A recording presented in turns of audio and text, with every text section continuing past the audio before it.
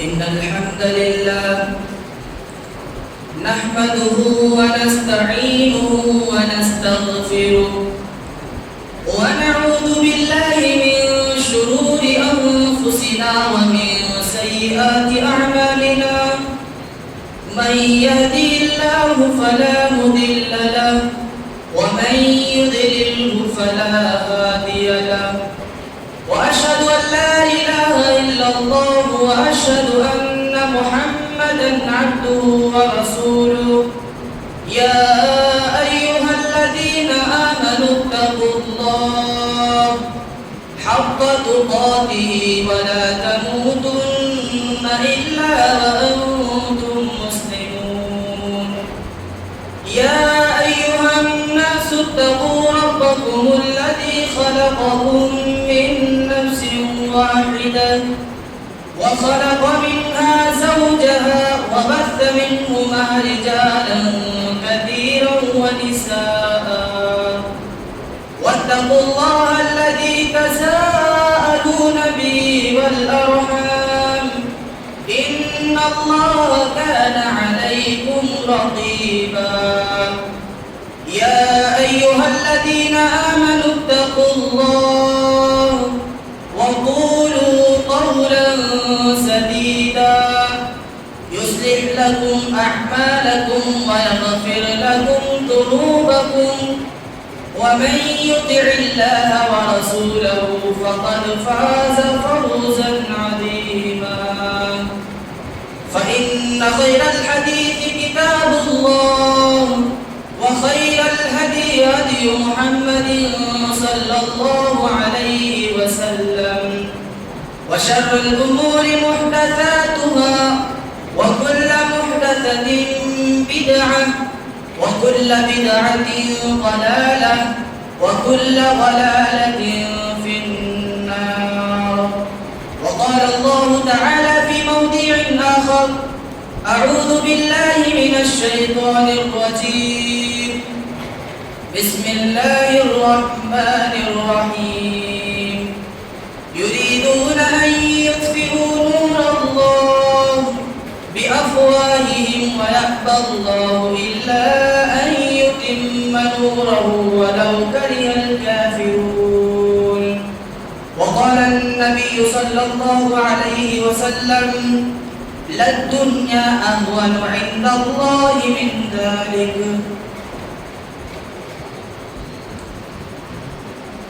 قابل قدر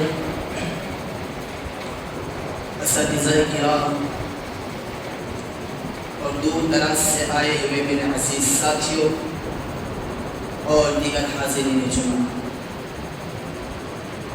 تمام قسم کی تعریف و توصیف بلائی کبریائی بزرگی اس وحدہ لا شریک کے لیے ہے جو انسانوں کی شکل و صورت کو نہیں دیتا کہ وہ کتنا خوبصورت ہے، وہ کتنا بدصورت ہے۔ اس وحدہ لا شریک کے لیے ہے جو انسانوں کی سیرت کو دیکھتا ہے، انسانوں کے اعمال کو دیکھتا ہے۔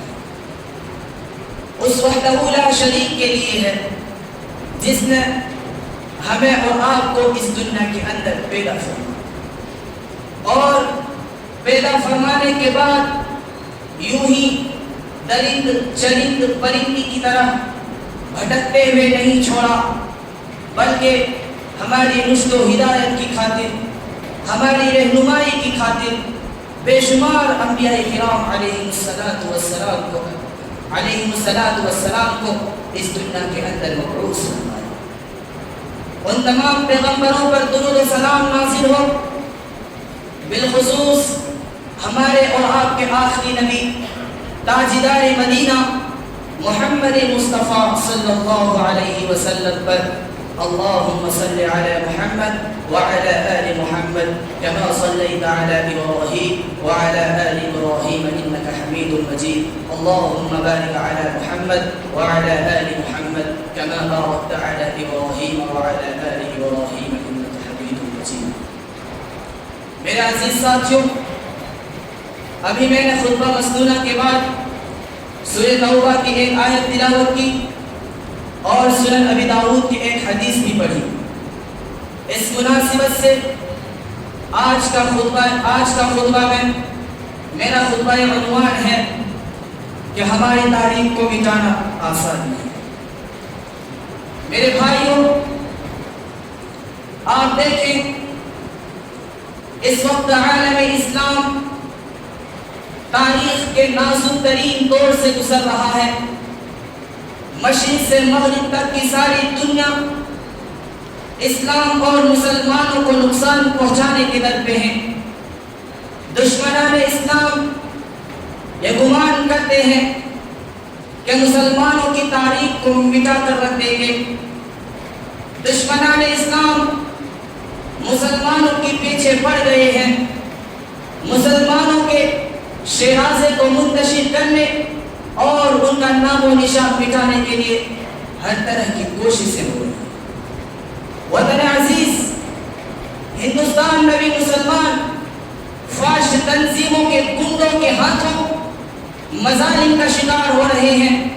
کہیں کسی مسلمان کو پکڑ کر مخصوص سے مخصوص جملہ کہنے پر مجبور کیا جا رہا ہے، تو کبھی لو جہاد کے نام پر مسلم لڑکوں کو جیل خانے میں، مسلم لڑکوں کو قید خانے میں بند کیا جا رہا ہے، تو کبھی قبر کشا کے نام پر بے قصور مسلمانوں کو قتل کیا جا رہا ہے، تو کہیں ہماری مسجدوں کو شہید کرنے کی دھمکیاں دی جا رہی ہیں، کہیں ہماری شریعت میں مداخلت کرنے کی کوشش کی جا رہی ہے، تاکہ برادران اسلام، تاکہ ان حربوں کے ذریعے، ان لڑائیوں کے ذریعے دشمنان اسلام ہمیں صفائے ہستی سے مٹا دے۔ مگر شاید وہ بھول چکے ہیں جنگ احد کو، وہ بھلا بیٹھے ہیں جنگ بدر کو۔ احد میں ابو سفیان نے نعرہ لگا کر مسلمانوں کو ڈرانے کی کوشش کی تھی، مسلمانوں کو دھمکانے کی کوشش کی تھی، اور مسلمانوں سے کہا تھا، اے مسلمانوں، لنا عزا ولا عزا لکم، ہمارے لیے عزا ہے، ہمارے لیے بتوں کی عبادت کرنے والا ہے، تمہارے لیے کیا ہے؟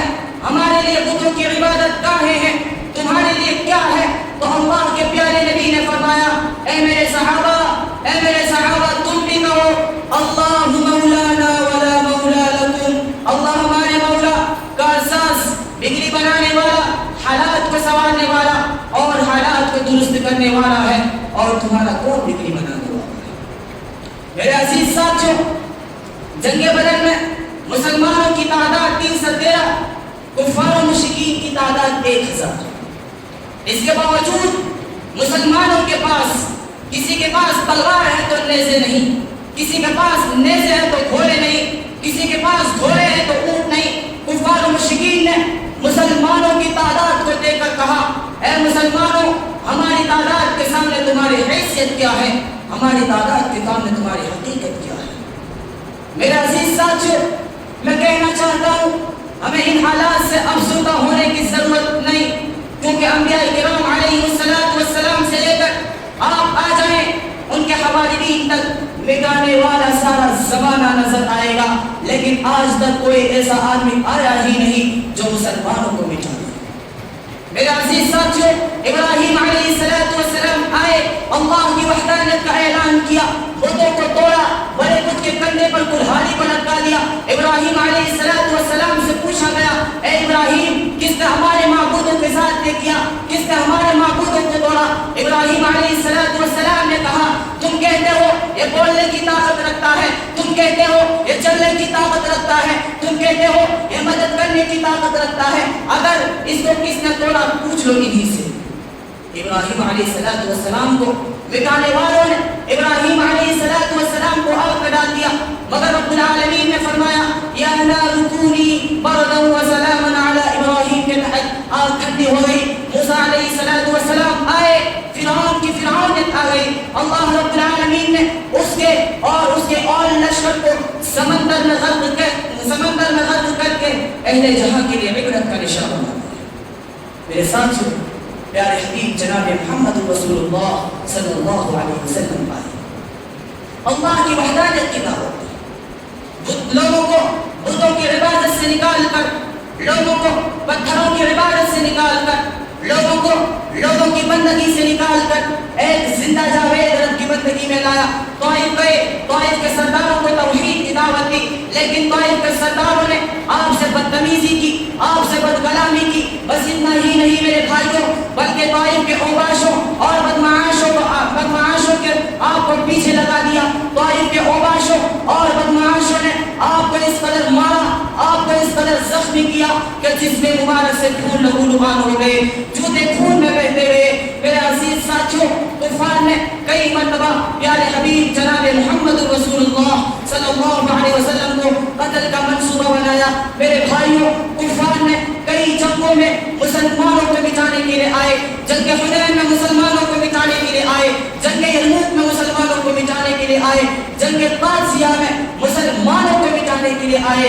मगर वमा रमैता इज़ रमैता वलाकिन्नल्लाह रमा के तहत मिटाने वाले मिट गए, और जिनको मिटाने चले थे वो सितारों की तरह शब तारीख में चमकते रहे। और क्यों ना चमके मेरा गराम, क्यों ना चमके जिस शमा पर मुसलमान मानिंद परवाना अपने जाने निछावर करते हैं, उसकी हिफाजत की जिम्मेदारी खुद अल्लाह रब्बुल आलमीन ने ली। मेरे भाइयों, मंगोलों के जमाने में मुसलमानों का इस कदर खौफ था, दहशत था कि एक मुसलमान रास्ते में जा रहे थे, एक मंगोल औरत ने मुसलमान को आते हुए देखा तो वह औरत रोका मुसलमान को कि तुम यहीं ठहरो, मैं तलवार लाती हूँ और तुम्हारा सर अलग करती हूँ। वो औरत आई और उस मुसलमान के सर को अलग कर दिया। मेरे अजीज साथियों, मंगोलों की जुल्म की दास्तानें, तातारियों की जुल्म की दास्तानें ये कहती हैं कि उन्होंने मुसलमानों के सरों के मीनारे बना दिए थे। मेरे अजीज साथियों, मुसलमानों को कीड़े मकोड़े से कमतर समझते थे, इस्लाम की शमा को बुझाने की कोशिश की थी, मुसलमानों की तारीख को मिटाने की कोशिश की।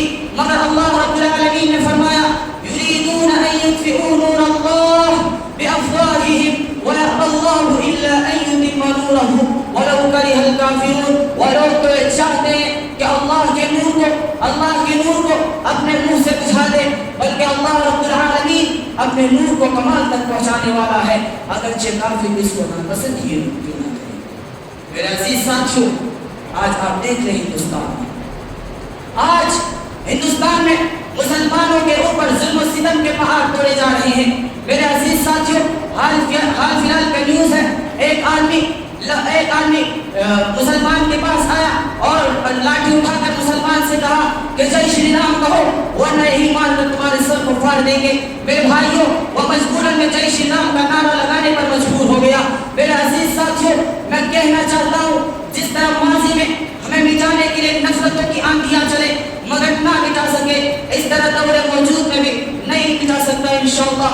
सिद्दीक की सदाकत, उमर की अदालत, उस्मान की सखावत, अली की शुजाअत, बिलाल की इस्तिकामत, इमाम अहमद बिन हंबल के इस्तिक़लाल को, इमाम इब्न तैमिया रहमहुल्लाह की शुजाअत को, अल्लामा एहसान के हक कोई नहीं मिटा सका और नहीं मिटा सकता इंशाअल्लाह। हम ऐसे लोगों के वारिस हैं जो सदाकत और अदालत, मोहब्बत और ईज़ार की बुनियादों पर रब परस्ताना मुआशरे को तामीर करने के लिए दावत हक के चराग जलाते रहे, मुल्हिदाना और मुशरिकाना इंसानियत की तारीखों में फलाह और सआदत की कोशिश करते रहे। लेकिन आज इसका ऑपोजिट हो रहा है, आज इसका बरअक्स हो रहा है। आज आप देखें, दुनिया में हर तरफ शोर की आवाज़ आ रही है, मुसलमानों को तबाह किया जा रहा है, मुसलमानों की बेटियां, मुसलमानों की बहनें महफूज नहीं, इसके बावजूद कोई भी उनका गुस्सा नहीं है। जिसको देखो वो मुसलमानों को मिटाने के लिए तुले हुए हैं, जिस तरफ नजर दौड़ाओ मुसलमानों को कमजोर करने की साजिश है, मुसलमानों को बेबस करने की साजिश है, प्लानिंगें बनाई जा रही है। मेरे अजीज साथियों, वो मुसलमान जिसने कभी दुनिया के मेजॉरिटी हिस्से पर हुक्मरानी कर चुके हैं, बड़े बड़े साहिबान इक़्तिदार सल्तनतों को तहोबाला करके रख दिया था, आज वही मुसलमान महकूमी की जिंदगी गुजारने पर मजबूर है। आज वही मुसलमान गुलामी की जंजीरों में जकड़े हुए हैं, आज वही मुसलमान गुलाम बनकर जिंदगी गुजार रहे हैं। जहाँ वो साहिब इख्तियार और इक़्तिदार है, वहाँ भी दूसरों के ज़ेरे साया है, दूसरों के अंडर में है, दूसरों की सरपरस्ती में जी रहा है। कितना हसरत और अफसोस का मकाम है, कितना गौर और फिक्र करने का मकाम है। मेरे भाइयों, हमारी इतनी شاندار تاریخ ہے. پیارے نبی جناب محمد رسول اللہ صلی اللہ علیہ وسلم کے امتی ہونے اور خیر امت کے لقب ملنے کے باوجود یہ امت اس درجہ تنزلی اور زبحالی کا شکار کیوں ہے؟ میرے بھائیوں، اسلام اور مسلمانوں کی کمزوری کی ایک اہم وجہ یہ ہے کہ دنیا کی محبت میں مشغول ہو کر، دنیا کی رنگینوں میں کھو کر ہم اپنے اللہ کو بھول رہے ہیں. آج ہم دنیا کو پا کر یہ سمجھ رہے ہیں کہ یہ سب سے بڑی کامیابی ہے. آج ہم لگزریت سے لگزریت زندگی گزارنے والوں کو کامیاب سمجھ رہے ہیں. آج ہم بڑے سے بڑے مقام میں رہنے والوں کو کامیاب سمجھ رہے ہیں. آج ہم قیمتی سے قیمتی گاڑیوں میں سیر کرنے والے آدمیوں کو کامیاب سمجھ رہے ہیں. آج ہم کامیاب اس کو سمجھ رہے ہیں جس کے پاس مال و دولت کی فراوانی ہو. رب العالمین کی قسم، یہ کامیابی نہیں، یہ کامیابی و کامرانی نہیں. اگر کامیابی کا راز جاننا چاہتے ہو تو قرآن کہتا ہے فَمَنْ زُحْزِحَ عَنِ النَّارِ وَأُدْخِلَ الْجَنَّةَ فَقَدْ فَازَ. جو شخص جہنم سے بچا لیا گیا، جنت میں داخل کر دیا گیا، فقد فاز. اصل کامیابی تو یہی ہے. وَمَا الْحَيَاةُ الدُّنْيَا إِلَّا مَتَاعُ الْغُرُورِ. اور دنیا کی زندگی کا محض دھوکے کی سوا کچھ نہیں. میرے بھائیو، آج ہم گناہ کرتے ہیں. آج ہم گناہ کر کے نہ اس پر نادم ہوتے ہیں. اسی لیے آج ہم مرنا نہیں چاہ رہے ہیں. موت سے ہمیں اور آپ پر نفرت ہوتی ہے. کیوں؟ کیونکہ دنیا کی محبت ہم پر غالب آ چکے ہیں. ہم صرف اپنی دنیا پر اٹینشن دیتے ہیں، ہم صرف اپنی دنیا پر توجہ دیتے ہیں. آج کل کے میجورٹی مسلمان دنیا داری میں سر سے پیر تک برائیوں میں غرق ہو چکے ہیں. وہ دنیا میں اس قدر مشغول ہے برادران اسلام کہ ان کے پاس نماز تک پڑھنے کے لیے وقت نہیں، ان کے پاس اسلام کے احکام پر عمل کرنے کے لیے ٹائم نہیں، ان کے پاس دین کو جاننے، سمجھنے یا دین کی ریسرچ کرنے کے لیے ان کے پاس فرصت نہیں، ان کے پاس قرآن کی تلاوت کرنے کے لیے ٹائم نہیں، دین سے ان کو کوئی محبت و لگاؤ نہیں. تو ذرا بتاؤ اللہ ہم پر کیسے رحمت نازل فرمائے گا؟ میرے عزیز ساتھیو، آج ہم دنیا کے دھوکے میں پڑ کر اپنے آخرت کو برباد کر رہے ہیں. ذرا سوچو یہ دنیا کی زندگی کی حقیقت کیا ہے، دنیا کی زندگی کا ریئلٹی کیا ہے. آئیے ایک حدیث سے اندازہ لگاتے ہیں. صحیح مسلم کی روایت ہے، اللہ کے پیارے نبی جناب محمد رسول اللہ صلی اللہ علیہ وسلم اور صحابہ کرام راستے میں جا رہے تھے. چلتے چلتے دیکھا اللہ کے پیارے نبی نے کہ ایک مری ہوئی بکری کا بچہ پڑا ہے.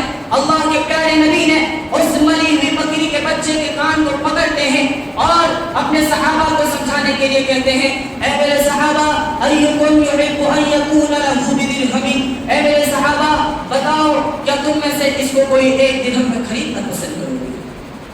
صحابہ نے کہا اے اللہ کے رسول، ایک تو یہ مری ہوئی بکری کا بچہ ہے، یہ کسی کام کا نہیں، اور اس کو ہم ایک درہم میں خریدیں؟ یہ پاسبل نہیں، یہ ممکن نہیں. اس کو تو ہمیں کوئی فری میں دے گا تب بھی ہم اس کو نہیں دیں گے.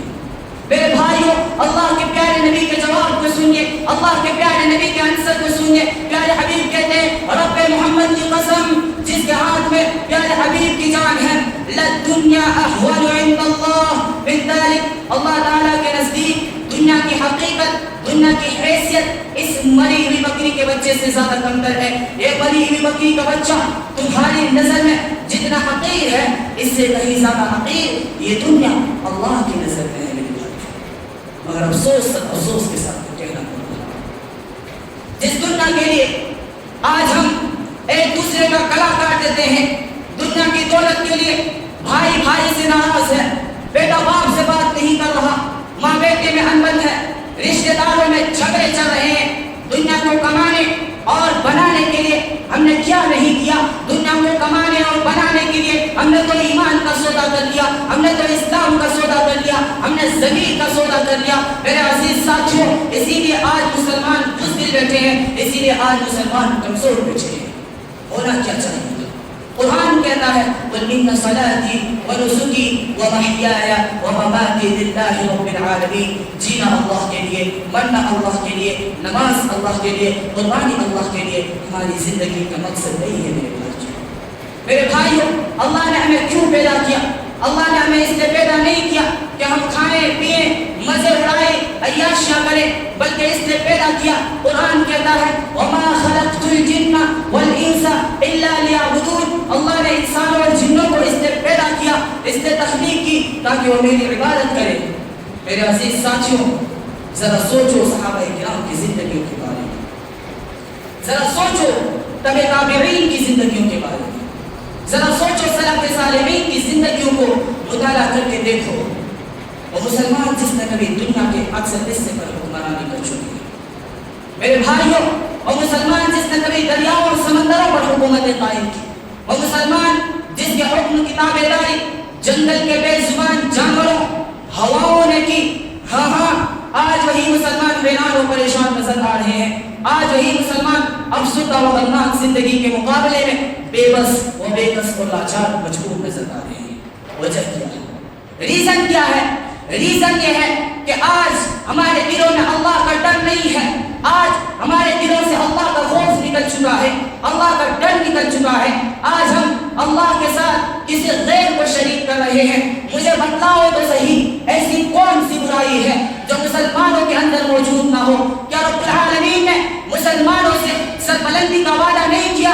کیا اللہ رب العالمین نے یہ نہیں کہا کہ ہم مسلمانوں کو غالب کر کے رہیں گے، مسلمان کو فتح یاب کریں گے؟ شرط کیا رکھا ہے؟ قرآن کہتا ہے وَلَا تَهِنُوا وَلَا تَحْزَنُوا وَأَنْتُمُ الْأَعْلَوْنَ إِن كُنتُم مُؤْمِنِينَ۔ اے مسلمانوں، تم سستی نہ کرو، غم زدہ نہ ہو، تم ہی سربلند رہو گے اگر تم مومن ہو، اگر تم ایمان والے ہو۔ میرے عزیز ساتھیوں، اگر ہمیں اور آپ کو صحابہ کرام کی طرح زندگی گزارنی ہے تو ہمیں اور آپ کو اپنے اندر چینجنگ پیدا کرنے کی ضرورت ہے، اپنے آپ کو بدلنے کی ضرورت ہے۔ اتنا بدلنے کی ضرورت ہے کہ ہمارے ساتھ ہمارا ماحول بدل جائے، ہمارے خاندان بدل جائے، ایک نئی دنیا ہو، نئی فضا ہو، نئی آب و ہوا ہو۔ اللہ رب العالمین نے کیا کہا؟ آج تک میں نے ان اللہ لا یغیر ما بقوم حتى یغیروا ما بانفسهم، اللہ تعالیٰ نے کہا آج تک میں نے اس قوم کی حالت نہیں بدلی، نہ ہو خیال جس کو آپ اپنی حالت کے بدلنے کا۔ میرے بھائیوں، پیارے حبیب جناب محمد رسول اللہ صلی اللہ علیہ وسلم نے فرمایا، سنن ابی داؤد کی روایت ہے کہ مسلمانوں پر ایک زمانہ ایسا آئے گا کہ غیر قومیں مسلمانوں کو مٹانے کے لیے اسی طرح ایک دوسرے کو بلائیں گے جس طرح کھانے والا اپنے پیالہ کی طرف بلاتے ہیں۔ صحابہ نے کوشش کیا ہے اللہ کے رسول انہیں قلت نحن یومئذ، اس وقت ہماری تعداد کم ہوگی۔ اللہ کے پیارے نبی نے کہا بل انتم یومئذ کثیر ولکنکم غداء کغداء السیل ولینزعن اللہ من صدور عدوکم المہابة علیکم وليقذفن فی قلوبکم الوہن۔ اللہ کے پیارے نبی نے کہا نہیں، بلکہ تم آج کے مقابلے میں کئی زیادہ تعداد میں ہوں گے، لیکن تم سیلاب کے جھانک کے مانند ہوں گے، تمہارا کوئی عزت نہیں رہ جائے گا، تمہارا کوئی عزت نہیں رہ جائے گا، تمہارے دشمنوں کے دلوں سے تمہاری ہیبت نکال دے گا، تمہارا ڈر کھینچ لے گا، اور اللہ رب العالمین تمہارے دلوں میں وحدت پیدا کر دے گا۔ صحابی نے پوچھا اللہ کے رسول وحدت کیا چیز ہے؟ اللہ کے پیارے نبی نے کہا حب الدنیا وکراہیت الموت، دنیا کی محبت اور موت کو ناپسند کرنا۔ یعنی اس وقت مسلمان دنیا کی محبت میں مبتلا ہوں گے اور موت سے ڈرنے لگیں گے، موت سے خوف کھانے لگیں گے۔ آخر میں پہلے شعر پہ کر اپنی تقریر کو ختم کرنا چاہتا ہوں۔ اے غافل مسلمان ہوش میں آ، اے غافل مسلمان ہوش میں آ، کیا ہے دل میں کچھ خوف خدا، جب تیرا جنازہ نکلے گا اس وقت کا عالم کیا ہوگا۔ آخر میں رب العالمین سے دعا ہے اے باری الہ، تو ہم تمام مسلمانوں کو دنیا کی حیثیت، دنیا کی حقیقت کو سمجھنے کی توفیق دے۔ رب العالمین تو ہم تمام مسلمانوں کو اپنے حفظ و امان میں رکھ۔ رب العالمین تو ہم تمام مسلمانوں کو پیارے حبیب جناب محمد رسول اللہ صلی اللہ علیہ وسلم کی سنت پر عمل کرنے کی توفیق دے۔ آمین ثم آمین، وآخر دعوانا الحمد للہ رب العالمین۔